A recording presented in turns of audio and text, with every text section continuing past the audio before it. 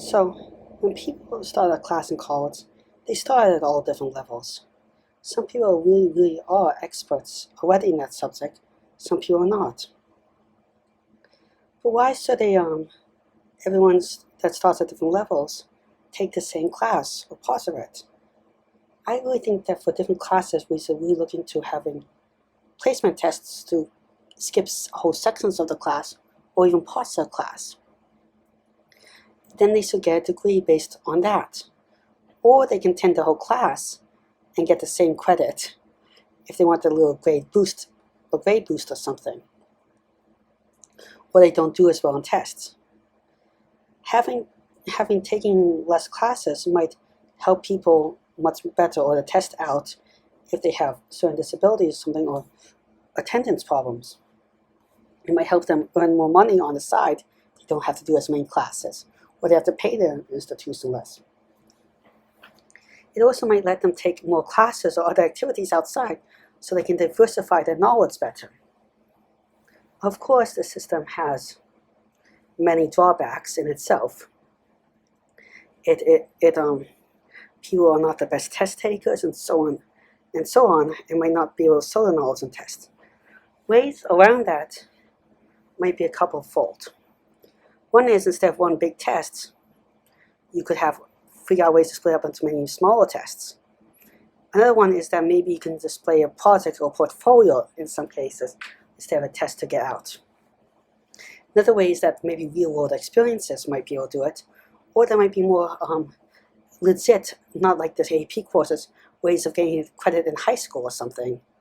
Or there might be more apprenticeships or internships that actually give you credit.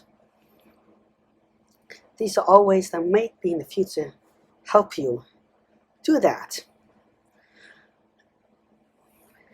Another way to make the tests just better is to look at accessibility ones with language, different font sizes, just more make them have a time test and an untimed version. A timed version for people that do better to display the knowledge, that they can display the knowledge quickly, which can be very useful in the field, or with creativity. The untimed one, because some people do not do well in time, but they still have more knowledge. So you can also this variety of ways of testing the same way. Timed, untest. You can have one that's more based on knowledge, one based more on skills. You can have ones translate into different languages, and we could work on ways of figuring out how to translate. Maybe we can hire students or something as a job to become translators in a subject. Because translation is a very important job that's oftentimes not really mentioned. Beyond having a bunch of translators or something going all out, we could have students that figure out how to make that also add some credit or something, because like you could get credit for tutoring in the subject and that displays your knowledge, or you can display your knowledge with other means by not only tutoring for some credit in a course. You could display it that you could have interviews and stuff, even though I don't think interviews and tutoring should count fully towards an exemption, because I think that's more biased and hard to back up the tests with that stuff.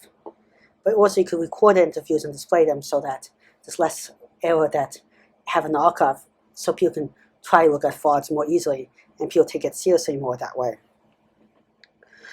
Well, thank you very much for listening. Please like and subscribe. It really helps the channel out. I'm trying to reach 1,000 subscribers in the year and 4,000 watch hours, which is really hard. With your help, I think I can do it. Also, if you have any ideas for future videos or comments or suggestions, please leave them in the comment section below, or just questions.